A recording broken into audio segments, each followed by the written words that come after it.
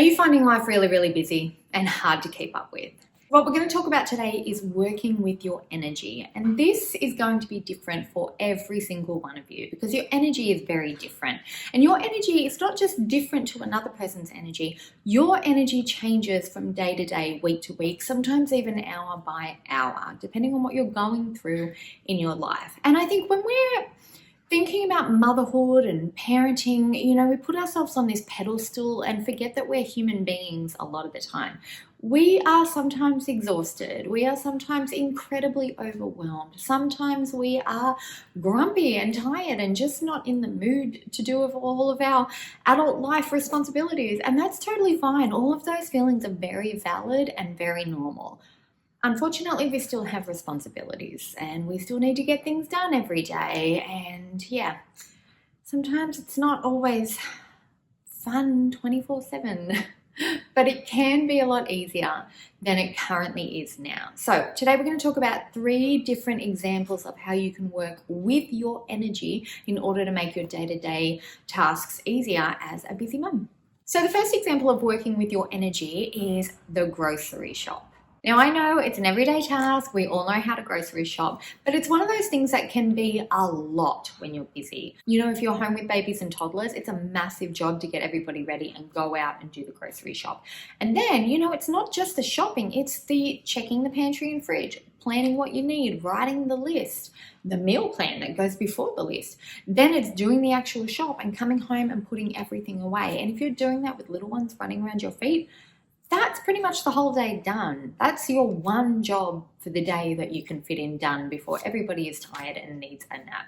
So there are easier ways to do it based on the energy that you have in that moment. And I'm just going to run you through a few different options so you can choose one that suits you, or you can use it as inspiration to find your own version of doing the grocery shop in alignment with your current energy.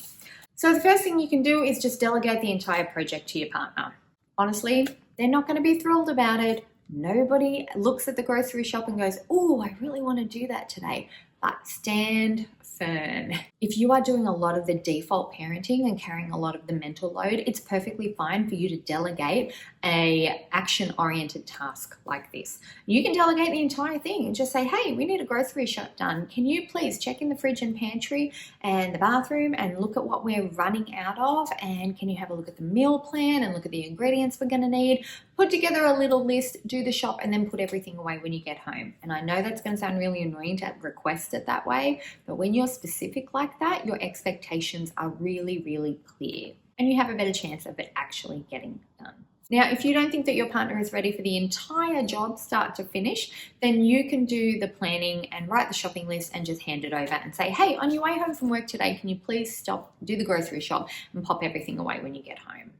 So just give half the job if you need to, and then add the other steps later after a few successful missions.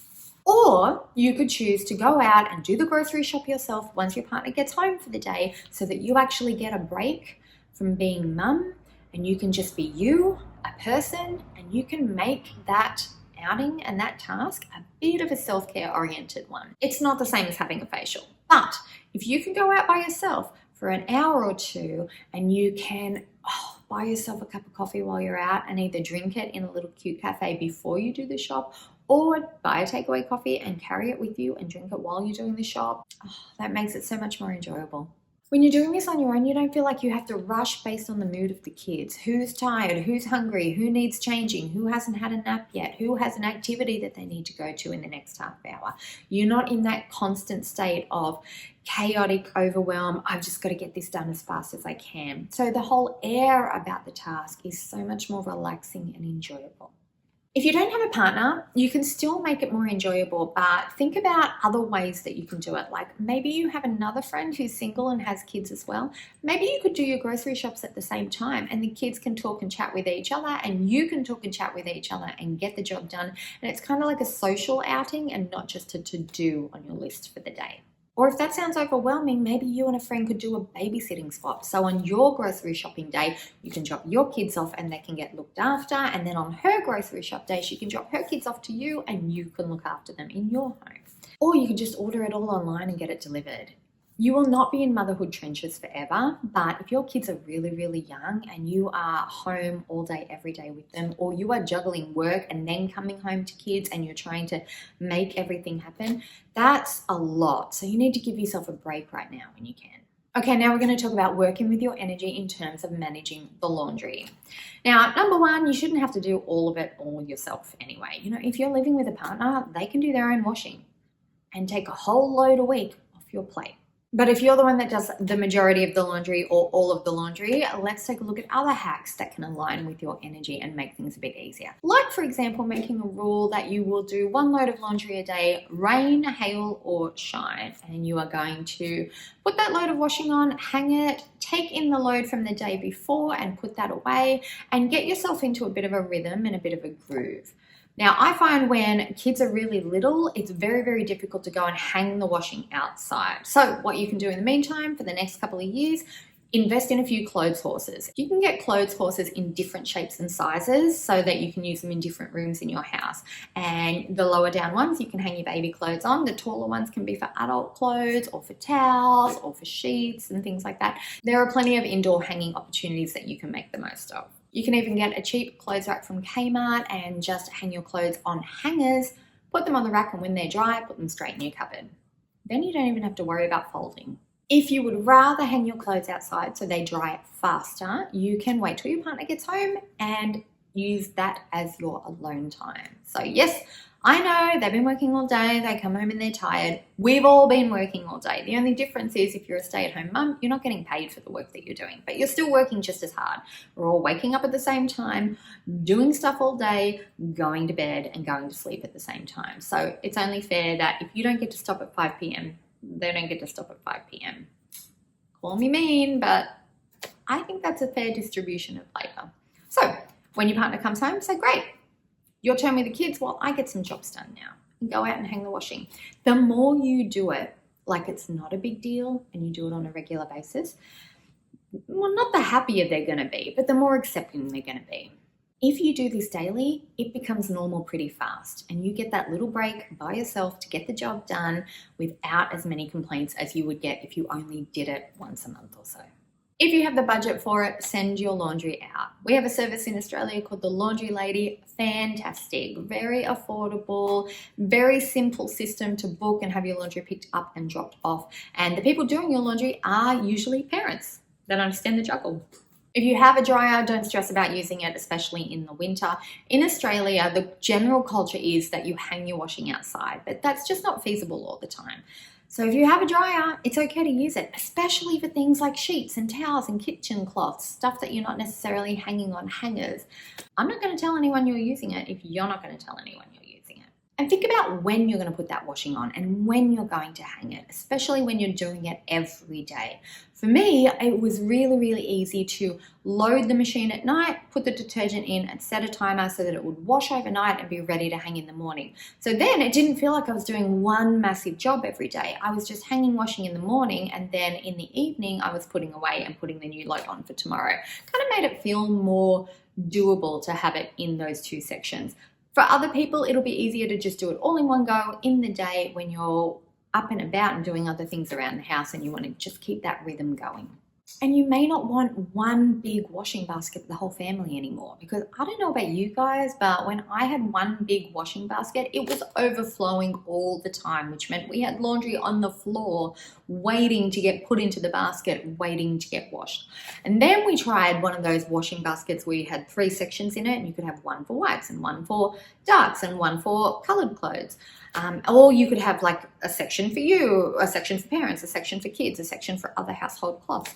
That improved a little bit, but it wasn't until I decided to bring in one smaller, more manageable washing basket for every member of the family. And then just when their basket was full, that was the load of washing. So everybody had their washing done on a different day. But by the end of the week, the cycle was done. You know, we had 2 kids, so that's 2 loads of washing. We have dad's washing, we have mum's washing, we have towels, sheets, kitchen cloths. That's 7. So our week was pretty much taken care of.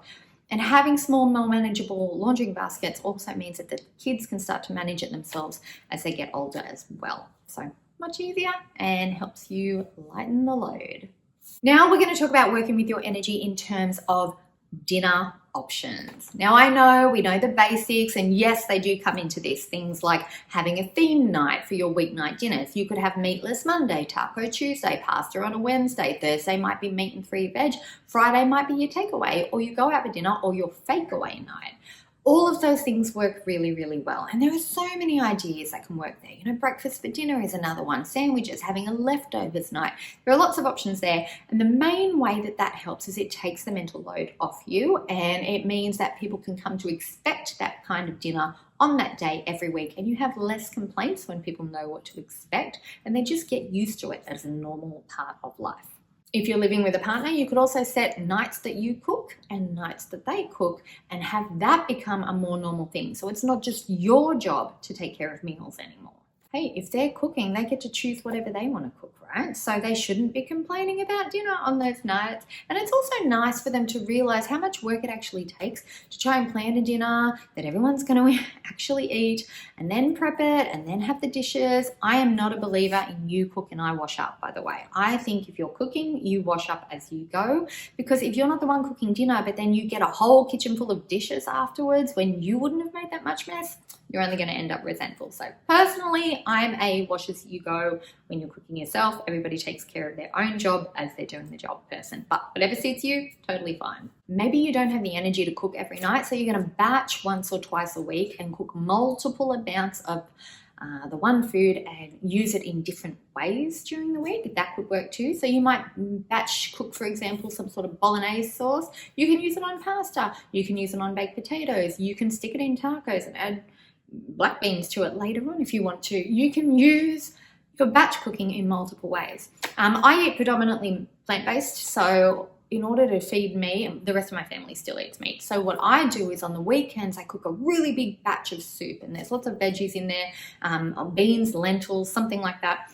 One big portion, and I portion them out over, I think it works out to be like 8 portions for the week. And then I freeze them. And then during the week, whenever I want something to eat, I just take out one of those portions and I heat it up and I pour it over pasta or over rice or over potatoes, or I have it with big chunky bread. And yeah, it actually works out to be lots of different meal options when I think about what I'm pairing the batch cooked meal with. If you want to batch but it's overwhelming and you can't do it with young kids in the house, you could have your friends over for a batch cooking day. This is so good. You could have somebody on the stovetop cooking some sort of saucepan-based meal, and then another person prepping a lasagna that can go in the oven, and then somebody else working on something that can go in the air fryer or the Thermomix if you have one. And you can all be chatting and socializing at the same time and actually enjoy the process. It's so much cheaper than going out to lunch with all your friends. You get all of your dinners cooked for the next couple of days and can swap them around. So everybody gets a batch of cored sausages, everybody gets some lasagna, everybody gets some taco meat. And then you're set for cooking for a few days as well. So much easier and enjoyable. Or don't be afraid to change the timing of dinner to align with your energy. If you are finding that by the time 6 o'clock rolls around, it is witching hour, everybody is exhausted, everybody is grumpy, the house just feels really, really chaotic, have dinner earlier. Have dinner at 5 if you want to. Have dinner at 4:30 if you want to. Make lunch the main meal and dinner the simple sandwich if you want to. Think about how your mealtime impacts the energy across the whole day, and you'll be able to find your own version of hacks like these that make it feel easier. Okay, I know I said we were going to talk about 3 ways to work with your energy, and we have done that already, but I also just want to touch on the idea of your energy and how it aligns with your daily routine in general. We need to start thinking about setting appointments at the time of day that you find easiest to be out of the house, especially if the kids are with you. So if you've got doctor's appointments, or you've got swimming lessons, or you've got play dates that you're setting with other people, think about, okay, is the best time for that morning, or is the best time for that afternoons after somebody's had lunch and a nap and they're ready to go for the couple of hours in the afternoon? For me, I always liked that 10 o'clock to 1 o'clock window. So I would take, especially when I had babies and toddlers, I would pack all of our lunch bags and basically I'd give them a morning tea at 9:30, then I'd stick everybody in the car and I'd take our lunch out with us, and I would go to the appointment or go to the play date or whatever we had planned, whatever activity was going on. That would happen between say 10 and 12, and then we would eat lunch from our lunch boxes while we were out so that I wasn't trapped at home all day. And then I'd put everybody back in the car, and by the time we got home, everybody was either already asleep in the car and I'd just pop them into bed and they'd have nap time, or they were ready for a nap as soon as they got home. And the kids got to know that routine quite well. So it was like after morning tea, that's when we go out. And then after we go out, we come home and we have rest time. And so for me, that worked really well because I had the most energy in the morning. Now for you, if you're different, if you have the most energy in the afternoon, you're going to want to tweak that. But yeah, just the idea of matching your energy level with what you're planning for the day. It's very, very easy then to get into the habit of only booking appointments in the morning or only scheduling activities for the morning, because you know by the afternoon you're going to be buggered. Speaking of daily routine, I want you to book something in for your self-care every single day at the same time every day. Now, I know this isn't going to be, I can go out for a facial every day. It might be something at home, or maybe every now and again you can go out and do something. But get into the habit of having something at home that is just you, all alone and relaxed, and it's at the same time every day, so it becomes normal for the kids to know that you're not there for that time and your partner will be taking care of them. Or if you're home alone, if you're single parenting, then it will be when the kids go to bed, you then take time for you. You know, that might just be a long, relaxing shower and you light a couple of candles and play some soft music, or it might be a bubble bath, or it might be get cozy on the lounge, put the cat next to you, stick a blanket on your lap and read a book while you have a glass of wine. Or it might be go and lay down on your bed and listen to a guided meditation. Or it might be give yourself a facial or your manicure or your pedicure. It can be anything that you want that's relaxing and that is quieter and slower and calmer. And you're going to want to do that every day, because that's what makes it not a special thing that you do anymore, but a normal part of your daily routine that helps align your energy in a good way. The last thing I want to talk about in terms of daily routine, please prioritize your sleep. Now, if you are in the newborn stage, you're not going to have a lot of sleep. So every chance you get, take a nap. It's not going to last forever, this stage, right? Don't stress about the house. I know it's a cliche, sleep when the baby sleeps. Don't listen to anyone who is being judgy about how clean the house is, what people are eating, whether or not you got everything you needed done that day. If people are judgy about it, you can say to them, hey, you're welcome to help me with it, right? You need to rest as much as you can. So if you're not getting full sleep in the night in this stage of your parenting journey, I want you to nap whenever you can. Or at least if your kids, maybe they're out of the napping stage, right? But you want to have some sort of relaxing time every day because you can't make it through the whole day yet. Have mandatory movie time after lunch where all of the blinds or the curtains get closed. A nice, calm, not an action movie, a nice, calm, kids feel-good movie goes on the TV, and you all make comfy beds in the lounge room, right? You lay on the lounge with a blanket, or you make some beds up on the floor, and that is relaxing movie time every single day if nobody's taking naps anymore. So you have mandatory relaxing and resting time. And then, you know, if you drift off for a while, great. If they drift off for a while, great. If not, you've all had a chance to at least just rest for that time. And this is going to sound a little bit old lady of me, but please go to bed earlier. Even if you're a night owl, if you're not getting enough sleep, it's affecting your energy in general, which is affecting how you're interacting with people during the day or the amount of things you're able to get done during the day. And then you can tend to spiral because you feel like you're behind and then everything feels more stressful. If you prioritize your sleep and get as much sleep as you can, even if it means going to bed really, really early, I promise you after 4 weeks of doing it, you are going to feel so much better. So please, please give it a try. And that's it. Those are my ideas on how to work with your energy as a busy mother. I would love to know your ideas too. So please let me know what they are in the comments so we can chat about them there. And I'll see you in the next video. Okay, you know when you have one of those days where you only have 5 minutes to film? This is it. Yes, I'll be looking at my book while we're talking. Or they could go... I can't believe we did not get interrupted by cats. That was amazing.